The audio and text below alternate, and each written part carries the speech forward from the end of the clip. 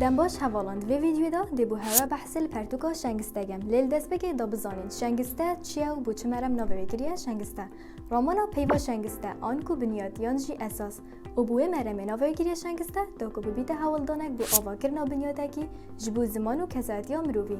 پرتوکا شنگسته هاتیه نویسین و ورگران جلای شنگ آراس و جهاد سرواری و اف پرتوکه بزاوکا ورگرانه برف باشتر کرنا آست زمان انگلیزی دفخان دوانم هر واسا پرتوک بگیره جه هفت کرده جیروکان به هر دو زمان کردی و انگلیزی و اف کرده جیروکه هاتین اول گردنش چندین فلکلورن جدا یم نویسرن جهانی اف جیروکه بشوه جوان هاتین رک خستن که پشتی هر جیروکه که بموانه گل سردینید کاده چه فیربین و لدیف اوانه هندک راهنانن درباره جیروکه جبو باشتر کرنا آست زمان انگلیزی دفخان دوانه وانه هر جوان و پرتوکه دامندیتی و بویا جهم فای او بو کد بیجی گلک جارم بری تو پنگا و دست بگه پاوجی ده هزرش کستنه که او دست بدان و بهانان که او باشید دستان داهلی پشتراز بعد دست بردان و هزرش کستنه نداد کوجن و ندهرن تو بجی جبر کو دست بردان و اکی جهرکا هیدیه دناف دمارن داد چید دیسانجی توی جیانه که داد بید نخوشی و ایشانو به هیوی بون حوالان رکاته بن بله پشبیر نگه چه تشتاهینت رکاته داشت هزوشیانن تا زیده تر بن و هر تشتک خود رکاته دا پلا وجید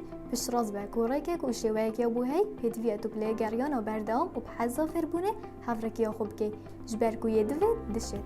ولدمانی ندوید بجم اگر او پنگا و تگوتی ده صبحی هاوجم تو افرو نهاوجی تو دوست باشی نهاوجی اف جارابه و بلا افرو ببیده او صبحی او چندین ساله تو لیویه